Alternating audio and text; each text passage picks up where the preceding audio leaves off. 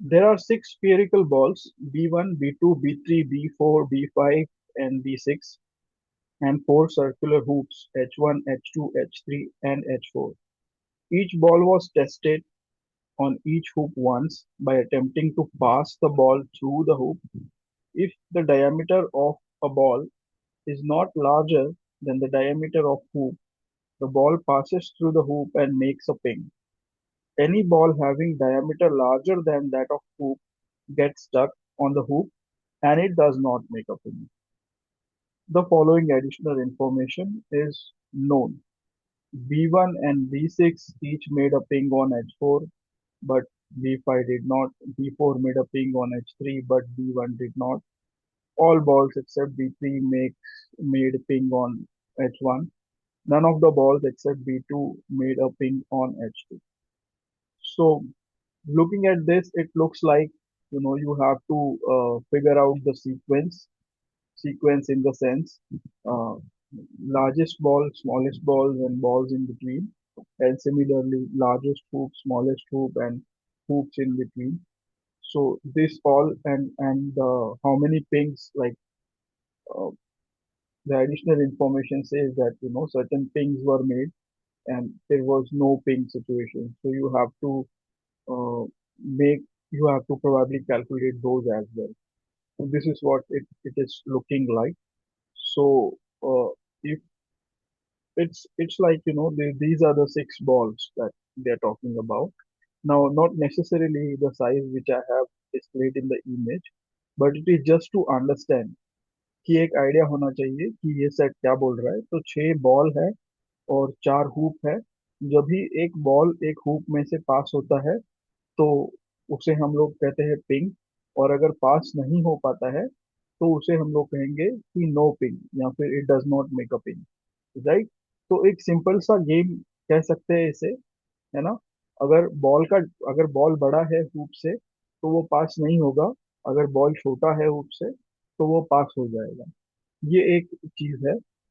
It is a common sense, right, but still एक image में I have shown you कि what it is, right. So we will try to go by the information which is given, all the information which is given, and we will try to formulate this. We will try to create a sort of table wherein we will capture pings and no pings by following the additional information which is given, right? So all balls we have like B1 to B6, and then we have H1 to H4, right? So we will go one by one with the additional information. Now the first one says B1 and B6 each made a ping on H4, but B5 did not. So B1 made a ping. So this is we will uh, हम लोग ऐसे जाएंगे कि H4 के बारे में information दिया है। They are talking about H4. So let's look into H4 row. So H4 row we will look at, and it is saying B1 has made a ping. So we will mark a ping there, right? B1 and B6 made a ping. So B6 also made a ping in H4. So we will mark a ping there. But B5 did not. So in B5, H4, we will mark no ping, right? I hope this is very simple approach. So whenever there is a ping, we will mark it. Whenever there is a no ping, we will mark that as well, as per the information given. All right. Now we have to also draw an inference, or what this sort of if you will look at the row H4 now, or if you read the first adjustment, what it is trying to say, right?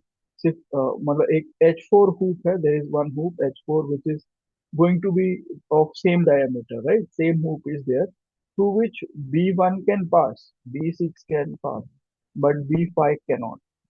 What does this mean? This means B5 is larger, probably, definitely larger. B5 is definitely larger than B1 and B6. This is what we can say from the first first piece of information. So we will just capture that, right? We will just capture that. है ना। B1 देखो, B1 है, B6 है, वो पास हो रहा है H4 में से, जबकि वही सेम हुक में से B5 नहीं जा पा रहा है। तो बी फाइव डेफिनेटली बड़ा होगा B1 और B6। तो वो हमने एक उसको एक इंटरप्रेट किया है कि B1 and B6 are smaller than B5, और B5 is larger than B1 and B6. Now we will get into the second piece of information. B4 made a ping on H3, but B1 did not. So let's just capture this as well. So now it is coming to H3. They're talking about H3, and which one? B4 made a ping. So let's mark a ping in B4, H3. So there was a ping, and B1 did not. So in B1 we will mark no ping, right? Now from this, what you can say, like, from this information, or the row H3, the row H3 and row H4 also you have to consider. So all these information we have now, what what sort of what sort of what sort of information it is giving you, which will be useful. So one thing is sure, that if B4 is passing through, right? Similar what we have done in the last first adjustment. If B4 is passing and if B1 is not passing through the same hoop, that means B1 is larger than B4, right? And another observation is, if B1 is passing through H4, but it is not passing through H3, right? B1 is not passing through H3. That means H3, that means H4 is the larger hoop than H3, right? I hope मैं जो बोल रहा हूँ आपको समझ आ रहा है। पहली तो चीज है कि पहले जैसे हमने पहले एडजस्टमेंट में किया था, वैसे ही अगर सेम हुक H3 में से B4 जा पा रहा है बट B1 नहीं जा पा रहा है, तो डेफिनेटली B1 क्या है, B1 बड़ा है ना। और ये अगर हम लोग B1 वाला कॉलम देखेंगे, तो B1 H4 में से जा पाता है, मीन्स H4 का जो डायमीटर है वो बड़ा होगा H3 से, क्योंकि H3 में से B1 नहीं जा पा रहा है।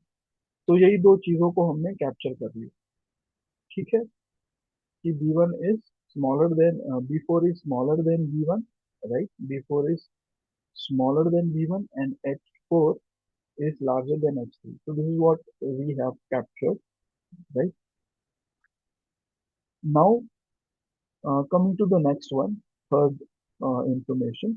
All balls except B3 made pings on H1.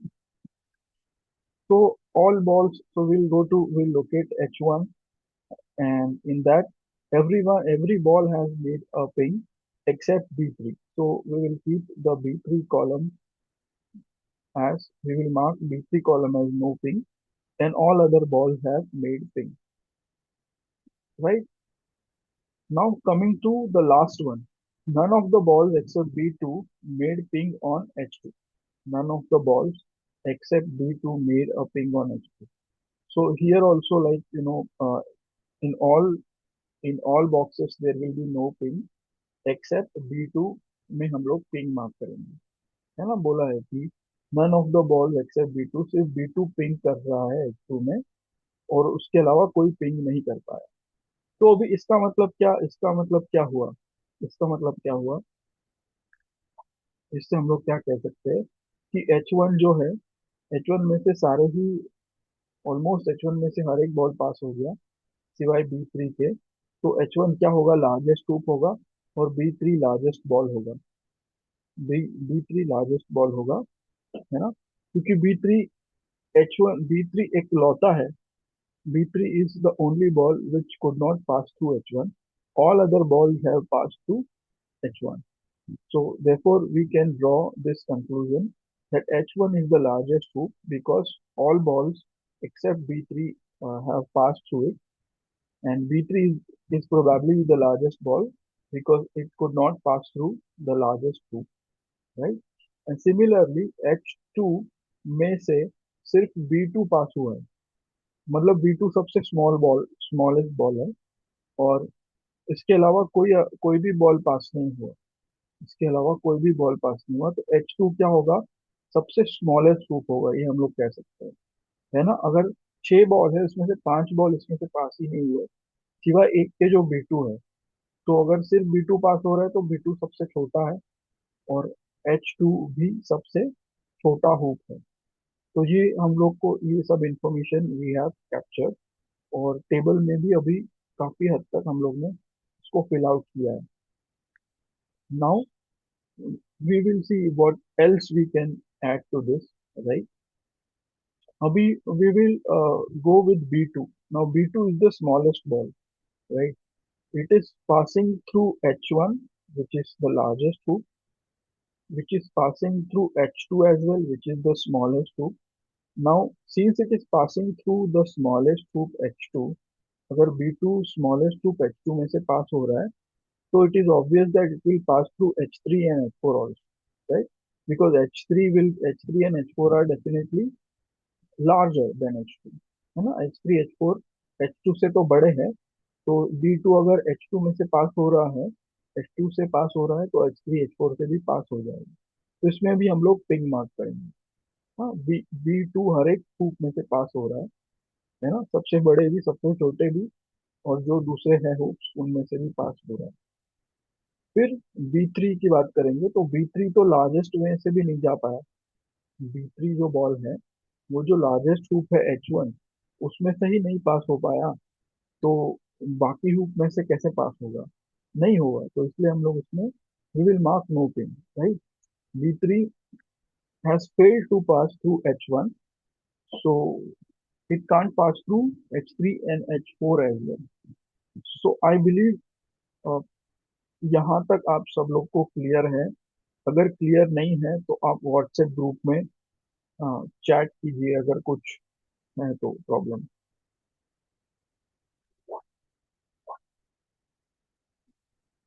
Right. तो ये वाला जो सेट है वो हमने सैटरडे, यानी कल कल हमने ये सेट आप सबको भेजा था, राइट। तो मुझे अभी व्हाट्सएप में आ रहा है कि एक दो जन ने इसको फर्स्ट एक दो रो तक कर लिया है, राइट।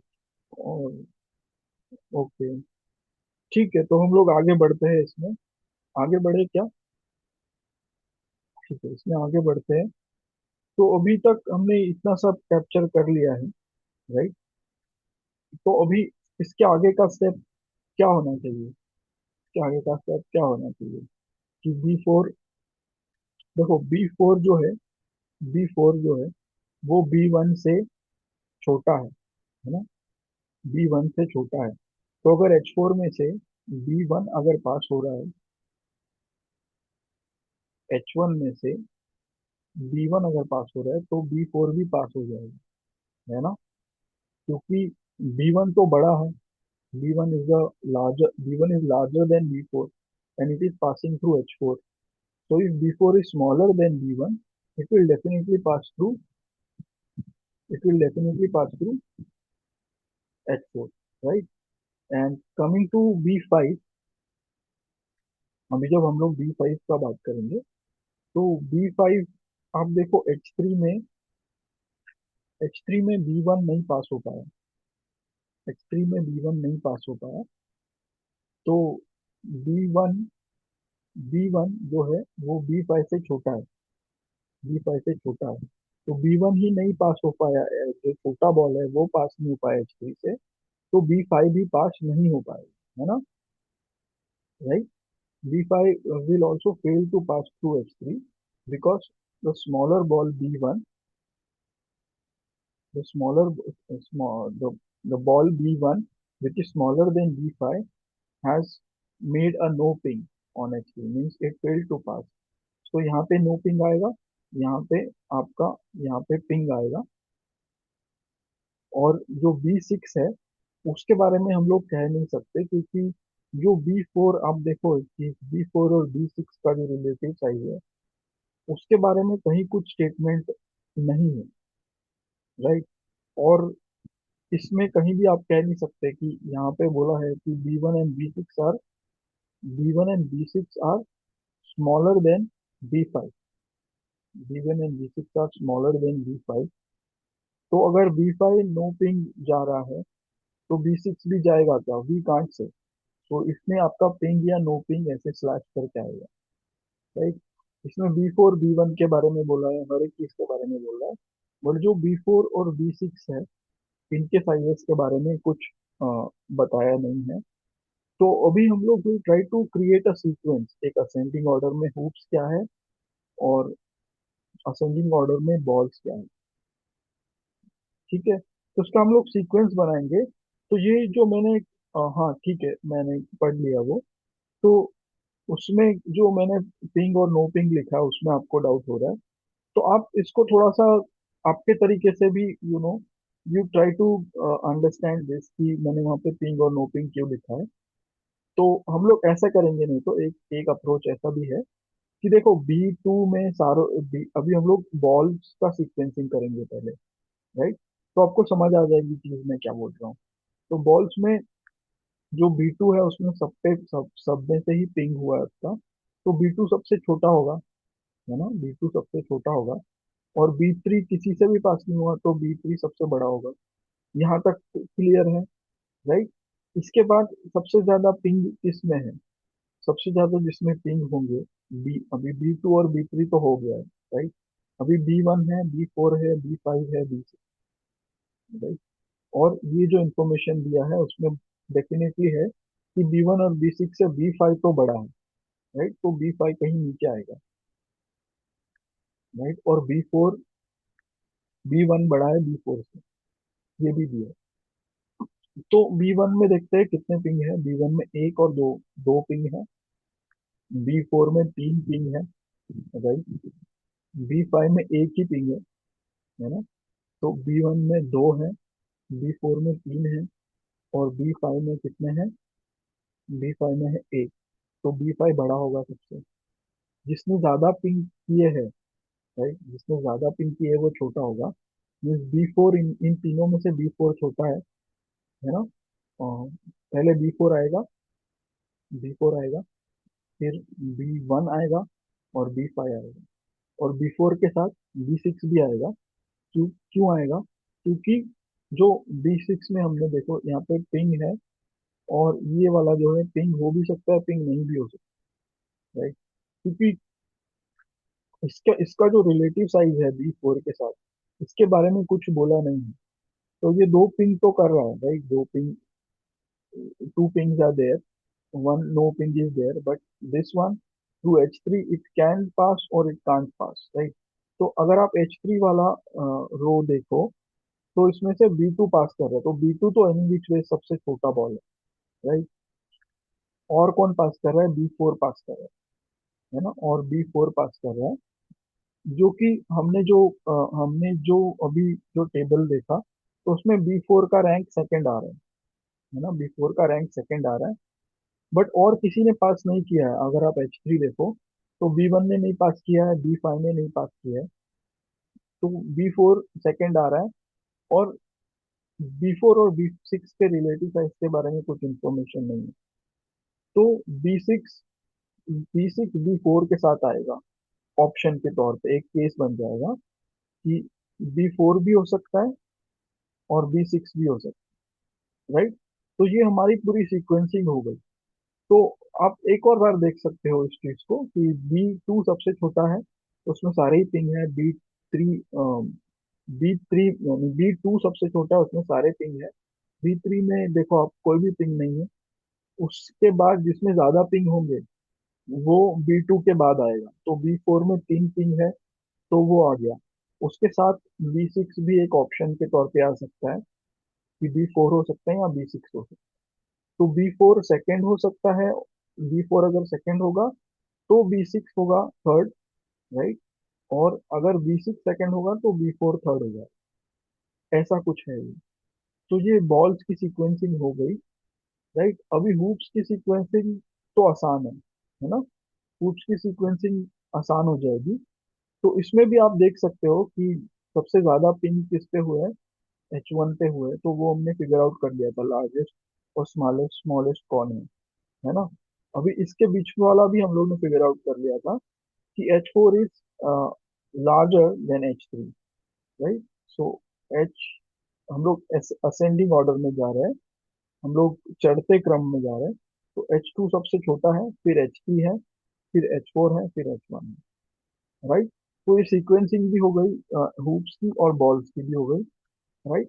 तो इसको हम लोग एक ऑर्डर में we have written, and now we will try to solve the question, we try to answer the question, right. So first question is, what was the total number of pings made by B1, B2 and B3? तो B1, B2 and B3 ने इकट्ठा कितने pings किए हैं, ये हमने find करना है।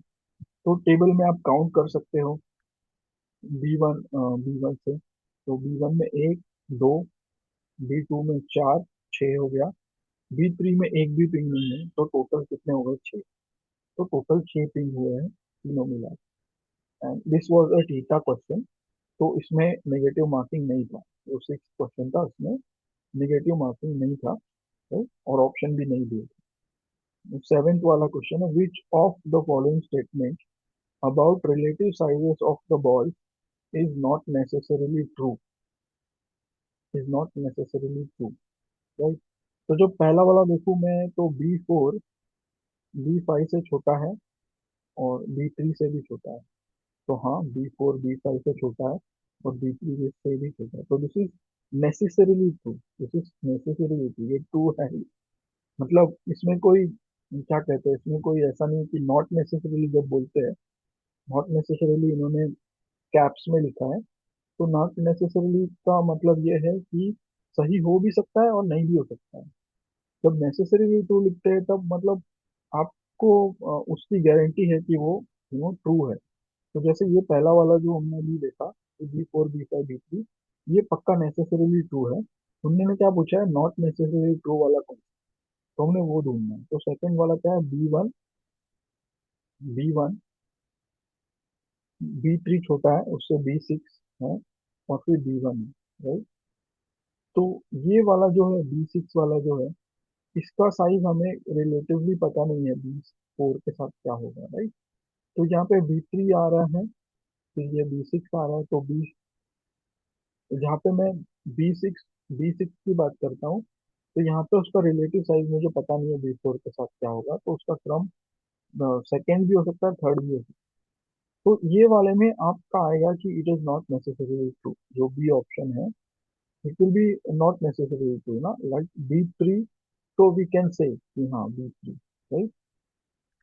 बट जहाँ पे ये B6 आ रहा है और फिर B1 आ रहा है, B1 आ रहा है और B6 आ रहा है, तो इसमें इसमें ये नॉट नेसेसरीली ट्रू हो जाता है ना, कि ये B6 का रिलेटिव साइज मुझे पता नहीं है, तो ये ट्रू नहीं होगा। फिर ये जो तीसरा वाला दिया है, देखो B1 B5 और B3, तो B1 B5 B3 आपको ऊपर दिख रहा है, तो ये तो ट्रू है। फिर B2 B1 और B5, तो B2 B1 और B5, तो ये वाला भी ट्रू है। सिर्फ जो B1 B6 और B3 है, इसमें देखो B1 बाद में आ रहा है ना। और मुझे जो है B6 के बारे में कोई B4 का जो रिलेटिव साइज है उसके साथ वो पता नहीं है, तो it cannot, it is not necessarily true, right. तो option B is not necessary. तो ये आपका सेवेंथ क्वेश्चन का हो गया आंसर। अभी ये एट क्वेश्चन है, which of the following statements about relative sizes of the hoops is true. तो हूप्स के बारे में है ये। तो हूप्स वाला तो we have figured out the sequence कि H2 H3 H4 H1, तो ये ऑप्शन सी आ जाएगा, है ना। तो ये तो स्ट्रेट फॉरवर्ड आपने सीक्वेंस मिल गया है, तो राइट।